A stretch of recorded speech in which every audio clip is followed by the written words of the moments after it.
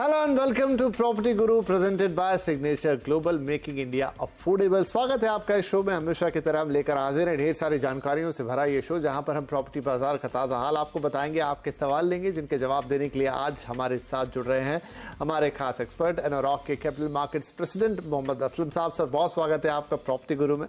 तो आइए, हमेशा की तरह परंपरा को निभाते हुए हम सबसे पहले आपसे प्रॉपर्टी बाजार का एक ताज़ा हाल ले लेते हैं, और उसके लिए जो उदाहरण मैं लूंगा वो है अगस्त के नंबर, जो कि अगर हम बॉम्बे की बात करें तो 10 साल का रिकॉर्ड, बहुत बढ़िया नंबर क्लॉक किया, और शायद द हाईएस्ट रेवेन्यू पिछले 10 सालों में। पिछले 3 से 4 महीने से लगातार 10,000 के ऊपर रजिस्ट्रेशन। तो ये सारी चीजें किस और इशारा करती हैं कि क्या हम आगे कुछ और इसी तरह के महीने और रिकॉर्ड्स बनते देखते रहेंगे प्रॉपर्टी बाजार में? विपिन जी, बिल्कुल सही है कहना आपका कि ये रिकॉर्ड्स एक के बाद एक टूट रहे हैं। जैसे बॉलीवुड मूवीज में हो रहा है, कभी पठान मूवी आती, कभी गदर आती है, कभी अभी जवान है। तो वो सिलसिला मान तो मान चल रहा है। लेकिन आज का शुभ में मैं थोड़ा कॉशन लेकर आया हूँ।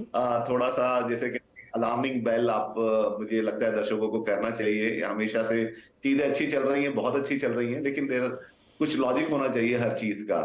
तो अभी तो फिलहाल इंडिया का जिस तरह से ओवरऑल रेसिडेंशियल मार्केट या रियल एस्टेट मार्केट भाग रहा है, ये बहुत अच्छी बात है हम सभी के लिए। लेकिन उसके साथ साथ अपने को इन्फ्लेशन पे भी नजर रखनी चाहिए, जो कि अपने आप में रोजमर्रा से वो भी अपना एक रिकॉर्ड ब्रेक कर रहा है और ऊपर की तरफ चल रहा है।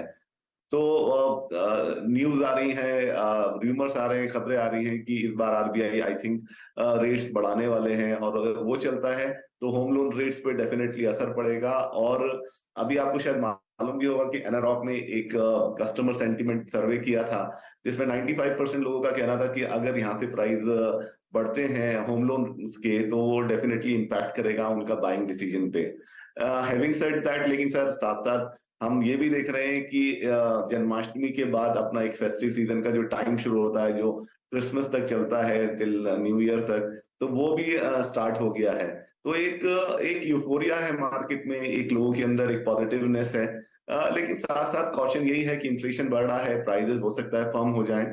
हमारी दूसरी एक रिपोर्ट कहती है कि पिछले 2.5 साल में कुछ 24% जो लग्जरी है अब वो इंक्रीज हुई है प्राइजेस, और अभी जो बाकी मिड सेगमेंट है वो भी नॉर्थवर्ड प्राइजेस फर्म होते जा रहे हैं। सो ये एक ऐसी सिचुएशन है कि जहां पर मुझे लगता है जो एंड यूजर्स हैं, बायर्स हैं, उनको यहाँ पे डिसीजन लेना होगा कि जो उनके डिसीजन हैं बाय करने के लिए।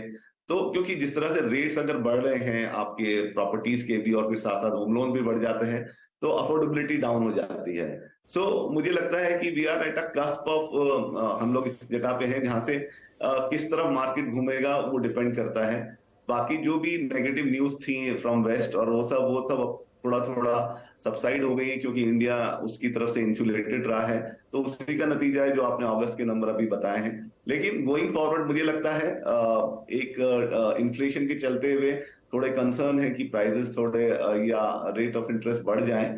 लेकिन साथ साथ क्योंकि फेस्टिव सीजन भी है, तो मुझे लगता है कि तैयारी दोनों तरफ से है कि अब वो किस तरह करवट लेती है वो आने वाले हफ्ते में या विद इन अ मंथ अपने को पता चल जाएगा। जी बिल्कुल, क्योंकि बाहरी देशों से लाइक अमेरिका से भी आंकड़े बहुत अच्छे नहीं है। वहां पर भी गुंजाइश है कि शायद रेट ऑफ इंटरेस्ट बढ़े, और हो सकता है वो दबाव आरबीआई पर भी यहाँ महसूस हो, क्योंकि जो इन्फ्लेशन वाले नंबर्स हैं उन पर सबकी नजर रहती है। वेल, देखना होगा कि अब तक तो जितने रेट इंक्रीज हुए हैं उनका ऐसा कोई खास असर देखने को नहीं मिला है। क्या इस बार के रेट इंक्रीज का उस तरीके का असर आएगा जो सेंटिमेंट बिगाड़ेगा? और प्राइजेस के बारे में भी असलम साहब बता रहे हैं कि वो अब फर्म हो रही हैं और बढ़ते एक लेवल पहुंच रहा है उनका। तो यहां से किस तरह का आएगा? चलिए, चेक एंड बैलेंसेस किसी भी मार्केट के लिए एक बहुत ही हेल्दी साइन है, और ये होते रहना चाहिए। राइट, चलिए यहां से हम सवाल जवाब के सिलसिले को शुरू करते हैं। उर्वशी मनराल हमारे साथ जुड़ गई हैं, मुंबई से फोन लाइन पर है। उर्वशी जी, बहुत स्वागत है आपका। क्या सवाल रहेगा? Hello sir, good evening. हाँ जी, बताइए। हाँ सर, मेरा सवाल है ये इन्वेस्टमेंट के पॉइंट ऑफ व्यू से। एक्चुअली मेरा बजट है 50 to 60 लाख का, और मुझे मुंबई में लेना है 1 BHK और 2 BHK। तो मुझे यही पूछना था कि अगर मुझे सिर्फ इन्वेस्टमेंट पॉइंट ऑफ व्यू से देखना है तो विच वन इज गुड? मतलब मुझे 1 BHK के लिए जाना चाहिए या 2 BHK के लिए जाना चाहिए? जी, वैसे तो 50 और 60 लाख के बजट में मुंबई प्रॉपर में 2 BHK थोड़ा मुश्किल ही होगा। 1 BHK में जरूर आपको अच्छे ऑप्शन मिल सकते हैं। आप जैसा लेकिन आपने कहा कि इन्वेस्टमेंट के पॉइंट ऑफ व्यू से क्या अच्छा होगा, आई थिंक इससे 1 और 2 BHK में इतना मैटर नहीं करेगा, लेकिन असलम साहब हमें सही दिशा दिखाएंगे। सर, क्या इनके लिए सलाह रहेगी? विपिन जी, बिल्कुल सही बोला आपने। मुंबई MMR रीजन भी आप पकड़ लिए, मुंबई मेन प्लस है। मुंबई मेन में तो 50 लाख में 1 BHK अभी ये ओल्ड स्टोरी और अच्छी स्टोरी रह गई है हमें बताने की। लेकिन MMR रीजन में भी एक्चुअली आप 1 BHK में ही जा पाएंगे, लेकिन उसमें आपके लिए ये एक राहत की बात है कि MMR रीजन में 1 BHK की अभी काफी डिमांड भी है और वो अच्छे रिटर्न भी देते हैं। तो अगर आप इन्वेस्टमेंट के लिए देख रही हैं तो 50 लाख या 50 लाख 55 लाख में आपको 1 BHK MMR रीजन में आ जाएगा। इन्वेस्टमेंट के हिसाब से देख रही हैं तो मेरी सलाह होगी कि आप नवी मुंबई और बियॉन्ड देखें तो आपको ज्यादा अच्छा रहेगा। उसके रीजन है, हम कई बार डिस्कस कर चुके हैं कि नवी मुंबई का अप टू पनवेल काफी अच्छा इंफ्रास्ट्रक्चर है आपके, चाहे ट्रांस हार्बर लिंक हो, चाहे connectivity to Mumbai Pune expressway हो, या अभी आपका मेट्रो कनेक्टिविटी हो। उसके अलावा जो भी वहाँ प्लानिंग चल रही है एज नवी मुंबई को एक इंडिपेंडेंट सिटी फ्रॉम मुंबई बनाने के लिए जो भी गवर्नमेंट कर रही है, लोकल गवर्नमेंट उधर, उसके चलते हुए, प्लस सबसे बड़ी बात, सॉरी मैं मिस कर गया, आपका एयरपोर्ट जो अभी 1-1.5 साल में रियलिटी पहुंच जाएगा उस एरिया के लिए। तो ये सारी जो है, और इसके अलावा काफी और भी फैक्टर्स हैं जो मैं आपको अभी नहीं बोल पा रहा हूँ, दिमाग में नहीं आ रहा है। लेकिन ओवरऑल ये MMR रीजन, इस रीजन को पनवेल, नवी मुंबई, उल्वे, आपका कालम मोली, ये सारे जो एरियाज हैं, वाशी एंड बियॉन्ड, मतलब वाशी में तो काफी महंगा रहेगा, लेकिन उसके बियॉन्ड आप जाते हैं, खारघर के बियॉन्ड आगे जाते हैं या उसके आसपास के एरिया देखते हैं, तो इस बजट में आपको डेफिनेटली एक अच्छा इन्वेस्टमेंट के लिए मिल जाएगा। और ये एक्चुअली राइट टाइम है आपको इन्वेस्ट करना है, तो आप डिसीजन लेके लीजिए, क्योंकि ये आपको फ्यूचर में अच्छे रिटर्न। तो क्विकली असलम साहब, इन्होंने एक चॉइस भी दी थी, इन्होंने वसई में, मतलब आपने दूसरे इलाके बताए, लेकिन इन्होंने वसई में देखा है मानसरो ग्रुप का पर्ल गार्डन प्रोजेक्ट, जहां 1 BHK 456 स्क्वायर फीट एरिया के साथ इन्हें कुछ 58 लाख रुपए में मिल रहा है। वहीं पे 2 BHK है, वो करीब 67 लाख रुपए में आ रहा है। वही है अगेन, जो मैंने आपको रीजन बताया वाई मेरा preference MMR, sorry, Navi Mumbai की तरफ है। वो जी जी, आपका वसई में जो ये आप जिस प्रोजेक्ट के बारे में आते हैं, वो अपने आप में एक अच्छा प्रोजेक्ट है। उसकी काफी नाम भी है, वली पर मनी कहलाता है वो एरिया। तो मुझे लगता है कि अगेन एक इसमें फैक्टर हमेशा रहता है कि आप जिस एरिया में रहते हैं उस एरिया में आप अगर इन्वेस्ट करेंगे तो आपको ज्यादा अच्छा रहता है। तो फ्यूचर में आपका जो भी प्लानिंग है और आपको लगता है वसई और वसई के आसपास इलाके में आपको रहना है, तो ये एक अच्छा प्रोजेक्ट है इन्वेस्ट करने के लिए। क्योंकि कनेक्टिविटी अभी मेट्रो की वजह से जो हमने देखी है कि वेस्टर्न लाइन में भी काफी पहुंच गई है काफी हद तक, और अभी आगे भी दहीसर विरार तक जाने वाली है। सो मुझे लगता है फ्यूचर में ये एरिया भी अभी भी अच्छा कर रहा है और फ्यूचर में प्रोस्पेक्ट्स अच्छे हैं। लेकिन अगर आप मेरा कंपैरिजन समझेंगे तो मेरे रीजंस हैं कि क्यों मैं नवी मुंबई को प्रेफर करता हूँ। ठीक है, क्योंकि निवेश हमेशा इसलिए किया जाता है कि एक समय पे के बाद जाके वो आपको फायदा दे, उस लिहाज से असलम साहब का जवाब है। बाकी आपने जो प्रोजेक्ट देखा है वो ठीक है, लेकिन जब आप निवेश कर रहे हैं, आपको एक रिटर्न चाहिए, तो फिर उन इलाकों की तरफ जाइए जो सजेस्ट किए जा रहे हैं। राइट, तो ये मैम के लिए जवाब हो गया। अब हमारे अगले कॉलर है प्रहलाद साहू, जो कॉल तो कर रहे हैं हमें नई दिल्ली से, लेकिन सवाल उनका भी मुंबई की तरफ आ रहा है। प्रहलाद जी, बहुत स्वागत है आपका, बताइए क्या पूछेंगे। Hello sir, good evening. हाँ जी, बोल रहा था। हाँ जी, बोलिए। मेरा ये सवाल है, मेरा इन्वेस्टमेंट किया है मैं पलावा लोधा में, तो वहाँ पे अभी आगे का जो 5 साल हो गए मेरे को पोजीशन लेते हुए, आगे बने रहना चाहिए कि निकलना चाहिए? आगे का फ्यूचर क्या रहेगा, फायदा होगा कि नहीं होगा? अच्छा, 5 साल आप कह रहे हैं, मतलब करीबन आप 2018 के आसपास में आपने निवेश किया था, तो आप अभी दिल्ली में हैं, तब आप मुंबई में थे प्रहलाद साहब? हाँ, उसी टाइम में मुंबई में था।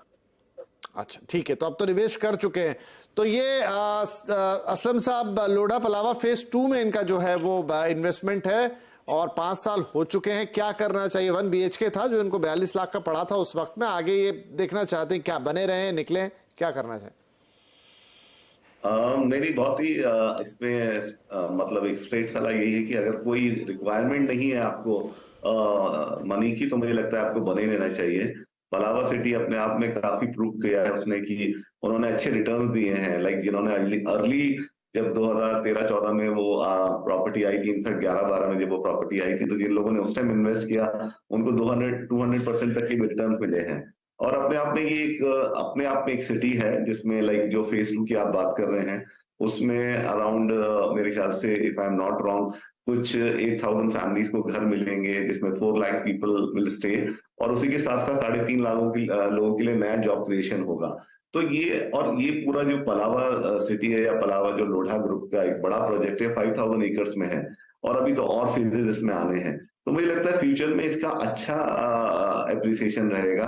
बनस्पत आप अगर उस एरिया में ही किसी और जगह इन्वेस्ट करेंगे तो मुझे लगता है इतने अच्छे रिटर्न आपको शायद ना मिले, लेकिन इधर आप बने रहे, आपने 5 साल निकाले हैं। मुझे लगता है अभी मार्केट इंप्रूव होती जा रही है, तो फ्यूचर में इसके प्रोस्पेक्ट्स और अच्छे दिखते हैं। तो मेरी सलाह ये रहेगी कि आपको बने रहना चाहिए, और जब तक आपको पैसे की जरूरत नहीं है तो ये एक अच्छा इन्वेस्टमेंट है आपके लिए। चलिए बढ़िया है। तो फिर प्रहलाद साहब बने रहे, अगर तुरंत नहीं निकालना है तो अभी थोड़ा और वक्त है, और एक अच्छा इन्वेस्टमेंट आपके लिए आगे चल के भी ये साबित होगा। चलिए इसी सलाह के साथ हमारे लिए वक्त हो गया एक छोटे से ब्रेक का, लेकिन ब्रेक के बाद बातचीत जारी रहेगी। और आपके सवालों के जवाब देने के लिए हमारे साथ बने हुए हैं नौरॉक के मोहम्मद असलम साहब। तो चलिए फटाफट सवाल जवाब के सिलसिले को आगे बढ़ा लेते हैं। एसके गुप्ता पुणे से हमें कॉल कर रहे हैं। गुप्ता जी बहुत स्वागत है आपका प्रॉपर्टी गुरु में। सवाल बताएं हमें फटाफट। सर मैंने एक 1 BHK फ्लैट बुक किया था। हाँ जी। जोनवेल में, पुणे में। ओके। और approximate 3 years back at 30 lakh, and अभी उसका एप्रिसिएशन बहुत ज्यादा नहीं हुआ है, अप्रोक्सीमेट 50 के आसपास का होगा। And but I am actually wanting to switch to 2 BHK flat, तो उसके लिए कुछ अच्छा ऑप्शन अगर हो तो वी कैन।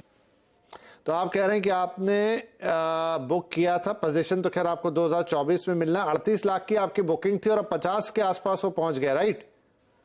जी हाँ। नहीं, आप इसे कह रहे हैं कि अच्छा अप्रिसिएशन नहीं है। आई डाउट ही। ठीक अप्रिसिएशन नहीं, बहुत अच्छा अप्रिसिएशन है। अगर आपकी 38 की चीज 2-3 साल के अंदर 50 की हो रही है, क्या मैं गलत कह रहा हूँ असलम साहब? मेरा भी यही मानना है। आपका अप्रिसिएशन सर बहुत अच्छा हुआ है। 12 lakh on 38 is very good return on investment. और एक बात ध्यान में रखिए कि आप उस मार्केट में आपने इन्वेस्ट किया था कि जहां पर market was not doing that great. तो मुझे लगता है ये अच्छा रिटर्न आपको आया है। और पुणे स्पेसिफिकली आपकी अगर बात करें तो जिस एरिया में आपने ये सोलापुर हड़पसर में इन्वेस्ट किया है, वो एरिया अभी एक्चुअली थोड़ा सा कस्प है कि यहाँ से उसके जो फ्यूचर प्रोस्पेक्ट्स हैं वो काफी अच्छे दिखाई दे रहे हैं। हमेशा से वो जिस एरिया या प्रोजेक्ट की बात आप कर रहे हैं वो एक अच्छे लोकेशन पे सिचुएटेड है। आईटी पार्क है, उसके पास में दूसरा आईटी पार्क मगरपट्टा है, विच इज 15 मिनट की दूरी पे है। और जिस तरह से कनेक्टिविटी बढ़ रही है, वो वहां से खराड़ी के लिए भी आपको एक कनेक्टिविटी बहुत जल्दी होने वाली है। तो ये सब चलते हुए इस पूरे एरिया का अभी मुझे लगता है फ्यूचर या टाइम अब आया है, क्योंकि पुणे के ईस्ट वेस्ट काफी अच्छे डेवलप हो गए। तो ये नए एरिया थे, एक्चुअली ये ऑलवेज इन पुराना एरिया था और सिटी सेंटर के काफी करीब है। हाँ। लेकिन क्योंकि कुछ वहां पे मार्केट नहीं थी जिस तरह से, या इकोनॉमिक ड्राइवर्स नहीं थे, इसलिए वो नहीं चल पा रहा था। तो मुझे लगता है आप इसमें बने रखिए। पर असलम साहब इनका सवाल जो था वो थोड़ा अलग था। अब ये तो एक बात हुई जो इन्होंने हमें बताई, लेकिन अब ये 2 BHK देख रहे हैं। हालांकि सवाल का आधार यही था कि इन्हें लग रहा था कि अप्रिसिएशन अच्छा नहीं, इसलिए मैंने कहा कि नहीं, बताया जाए कि अच्छा नहीं, काफी अच्छा कह सकते हैं। पर अगर ये 2 BHK के लिए एक सलाह मांग रहे हैं और कह रहे हैं कि ऐसी जगह जहां पर PMC वाटर सप्लाई अवेलेबल हो, बानेर, बालेवाड़ी, ये सब इन्होंने देखे हैं, लेकिन बस इनको लग रहा है कि पानी की दिक्कत है थोड़ी। मुझे लगता है अगर आप इसमें बने रहें तो अच्छा रहेगा, आपको अच्छा रिटर्न्स आएगा। इसके अलावा डेफिनेटली आप बानेर में पानी की मुझे लगता है कोई दिक्कत नहीं है। वहां पे आपको PMC का वाटर आता है या PMRD का वाटर आता है। बानेर के बारे में मेरे को इस तरह आइडिया नहीं है कि वहां पानी की कोई भी दिक्कत है।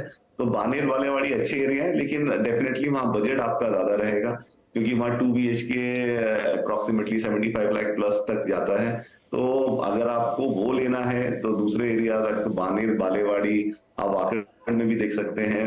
Second option on the eastern side में आप विमान नगर में दे सकते हैं। अगर आपका 75 to 1 CR तक का बजट है तो आपको 2 BHK विमान नगर में भी मिल सकता है। तो इन सब एरिया में पानी की कोई दिक्कत नहीं है। मुझे लगता है आपका जो इन्वेस्टमेंट का फ्यूचर जो प्लान है वो भी आपको उसमें मीट हो सकता है। राइट। तो गुप्ता जी आपके लिए सलाह हो गई। वैसे तो अगर आपकी आवश्यकता है 2 BHK की तो थोड़ी अलग बात है, लेकिन अगर आपका निवेश ही था तो अगर आप मौजूदा निवेश में भी बने रहेंगे तो आपको और बेहतर रिटर्न दे सकता है, क्योंकि जैसे कह रहे हैं असलम साहब कि अभी तो वक्त आया है उस जगह का, और 12 लाख रुपए जो आपको मिले 3 साल के दरमियान, मतलब ये काफी अच्छा अप्रिसिएशन है अगर यही मिल रहा है तो, राइट। और अगर आपका 2 BHK का भी इरादा है तो कुछ ऑप्शंस आपको बता दिए असलम साहब ने, राइट। हम फटाफट अगले सवाल की तरफ जाएंगे। अनीश महालदार नोएडा से हमें कॉल कर रहे हैं। अनीश साहब, बहुत स्वागत है आपका, क्या सवाल पूछना चाहेंगे आज? सर, मैं एक 3 BHK देख रहा हूँ नोएडा में, तो सेंट्रल नोएडा और नोएडा एक्सटेंशन में। ओके। और मेरा बजट अराउंड 1.1 to 1.25 तक है। तो Okay. इसमें मैं देखना चाह रहा हूँ कि क्या अच्छे प्रोजेक्ट है। कुछ 2-3 मेरे प्रोजेक्ट देखे थे, जैसे आस्था मीन जेरोस निराला, बट मैं श्योर नहीं हूँ कि प्रोजेक्ट वर्थ इन्वेस्टिंग है। अपने खुद के पर्पज के लिए देख रहा हूँ मैं, इन टर्म्स ऑफ खुद के रहने के लिए। क्या अच्छे प्रोजेक्ट पे कितने इन्वेस्ट किया जाता है वो जानना चाह रहा हूँ। हाँ जरूर साहब। आस्था ग्रीन, सीरो, संपूर्णा, निराला स्टेट, ये 2-3 प्रोजेक्ट असलम साहब इन्होंने देखे हैं, लेकिन इन्हें अपने खुद के रहने के लिए चाहिए। 1 से सवा करोड़ का बजट है, 3 BHK देख रहे हैं, और कुछ चाहते हैं कि अगर नोएडा एक्सटेंशन या इसके आसपास कुछ और बेहतर सुझाव हो तो वो भी बता दें। मुझे लगता है नोएडा एक्सटेंशन के लिए 1.25 करोड़ का बजट बहुत अच्छा है। आपको जो ऑप्शन आपने चेक किए हैं वो काफी अच्छे हैं, और उसके अलावा भी आपको और ऑप्शन मिल सकते हैं। अगर आप स्पेसिफिकली इन 3 के बीच में डिसाइड करना चाहते हैं तो मेरा वोट निराला स्टेट के लिए ज्यादा जाएगा। बाकी इरोज, संपूर्णम और जो आपका ग्रीन्स वाला प्रोजेक्ट है वो भी अच्छा है। बल्कि उन दोनों में आपको निराला स्टेट और आस्था ग्रीन में फायदा ये है कि दोनों रेडी टू मूव इन है। संपूर्णम, एरो संपूर्णम अभी अंडर कंस्ट्रक्शन है। लेकिन अगर तीनों में कहेंगे, जैसे मैंने बोला, निराला स्टेट अच्छा है, क्योंकि सब बिग, अगर आप एक कम्युनिटी लिविंग देख रहे हैं और 18 मतलब ये बड़ा प्रोजेक्ट है, और काफी इसमें आपको जो एमिनिटीज है, क्योंकि एक बड़ा प्रोजेक्ट है तो काफी चीजें आपको एडिशनल मिलती हैं, रादर 3 या 4 एकड़ वाले प्रोजेक्ट में जहाँ 4 या 5 बिल्डिंग ही बन सकती है। तो मेरा पर्सनल प्रेफरेंस इन तीनों में से इस पे रहेगा। इसके अलावा अगर आप और देख रहे हैं, जैसे मैंने बोला 1.25 करोड़ अच्छा बजट है। NCR मार्केट काफी बूम भी कर रहा है, और आपको मुझे लगता है 3 या 3.5 BHK इसमें डेफिनेटली मिल जाएगा। काफी नाम है जो आपको सजेस्ट कर सकते हैं, पर ready to move in properties में जाइए। मुझे लगता है एक अच्छे कंसल्टेंट की अगर आप सेवा लेंगे तो वो आपको ज्यादा फायदा देगा, क्योंकि इतने छोटे समय में आपकी क्या रिक्वायरमेंट्स है वो एड्रेस करना मुझे नहीं लगता है इतना ईजी रहेगा। एक अच्छे कंसल्टेंट को हायर कीजिए, और मुझे लगता है वो आपको आपकी जरूरत के हिसाब से अच्छा प्रोजेक्ट भी दिखा सकेगा और सारे प्रॉस एंड कॉन्स भी दे पाएगा। बाकी इन तीनों में से अगर आप डिसाइड करते हैं तो तीनों ही अच्छे प्रोजेक्ट हैं, पर निराला स्टेट क्योंकि एक बड़ा कम्युनिटी लिविंग है, बड़ा है, वो मेरा प्रेफरेंस रहेगा। चलिए, तो इसी सलाह के साथ हमारे लिए वक्त है एक और छोटे से ब्रेक का। ब्रेक के बाद कुछ और सवाल। Property Guru presented by Signature Global, making India affordable. और अब वक्त है कुछ ईमेल्स लेने का। हमारे साथ मोहम्मद असलम साहब बने हुए हैं, आपके सवालों के जवाब दे रहे हैं। और ईमेल है राकेश शर्मा साहब का, जो पुणे से आया है, और आप पूछ रहे हैं प्रोजेक्ट आपने देखा है गंगा अस्मी, लोकेशन है वाकड़, पुणे, साइज है 3 BHK का, 905 स्क्वायर फीट इसका कारपेट है, 95 लाख रुपए आपको कीमत है, और पोजीशन मिल रहा है 2025 तक। अब गंगा अस्मी, गोयल गंगा का ये प्रोजेक्ट है, और पूछ रहे हैं कि ये प्रोजेक्ट कैसा है, इसके बारे में जानना चाहते हैं। सर, क्या राय रहेगी इस प्रोजेक्ट के लिए? सर, ले लिया आपने प्रोजेक्ट, बहुत अच्छा है। मतलब 95 में अच्छा प्राइस पे आपको मिला है, और Wakad is the place to be. अभी पूना में काफी वहां पे गहमा-गहमी है। आपका फिनिक्स मार्केट सिटी का नया प्रोजेक्ट लॉन्च हो रहा है वहां पे। मॉल, नया मॉल आपको दिवाली तक आ जाएगा फिनिक्स का, जिसके चलते वो पूरा एरिया काफी बजिंग हो जाएगा। इसके अलावा जो पंचशील, जो एक बड़े डेवलपर्स है पूना के, उनका एक 3 मिलियन स्क्वायर फीट का IT पार्क आ रहा है वाकड़ में। एक मुथा डेवलपर्स है, उनका 3 मिलियन स्क्वायर फीट का आ रहा है। इसके अलावा जो पूरा बैंगलोर मुंबई रोड है, वो पूरा उसके ऊपर काफी कमर्शियल और अच्छे रेसिडेंशियल प्रोजेक्ट्स प्लान है। तो पूरा एरिया का अभी जो फ्यूचर है वो काफी अच्छा दिखता है। 2025 एक आइडियल टाइम होगा आपकी पोजीशन के लिए, और डेवलपर काफी रेप्यूटेड है। तो मुझे लगता है जो भी आपको प्रॉमिस किया है इन टर्म्स ऑफ डिलीवरी और क्वालिटी, वो दोनों आपको मिलना चाहिए। तो ओवरऑल एक अच्छा डिसीजन है, और मुझे लगता है आप इसमें निश्चिंत रहिए, ये आपको सेटिस्फाई रखेगा। चलिए, तो ये तो हो गई एक अच्छा प्रोजेक्ट है आपके लिए सलाह। राकेश साहब, तो शुभकामनाएं आपको हमारी तरफ से, और ये आपका निवेश शुभ हो। और हमारे सभी दर्शकों को भी, जो लोग भी हमारे पास अपने सवाल भेजते हैं और हम उनको सलाह देते हैं, जो कोशिश बनते हैं, सबसे अच्छी सलाह देने की कोशिश होती है हमारे एक्सपर्ट्स को बुला के, तो आप सभी लोगों को भी हमारी शुभकामना हमेशा रहती है। तो राइट, वक्त हो गया आपसे इजाजत लेने का। जाने से पहले असलम साहब, आपका बहुत शुक्रिया, आपने वक्त निकाला और हमारे दर्शकों के सवालों के जवाब दिए। और दर्शकों से भी हमेशा की तरह वही निवेदन कि आप pg@moneycontrol.com पर अपने सवाल हमें भेजते रहें, फोन नंबर लिख दें और बाकी हम पे छोड़ दें। कुछ और जानकारी चाहिए होगी हम आपसे ले लेंगे और कोशिश रहेगी आपके लिए बेहतरीन से बेहतरीन सलाह लाने के लिए, ताकि आप एक इन्फॉर्म्ड और अच्छा डिसीजन लें। आपके जीवन का सबसे बड़ा इन्वेस्टमेंट या in terms of money decision होता है, तो इसे अच्छे से ही लेना जरूरी है। चलिए, तो इस हफ्ते इतना ही। अगले हफ्ते आपसे फिर मुलाकात करेंगे, तब तक के लिए नमस्कार।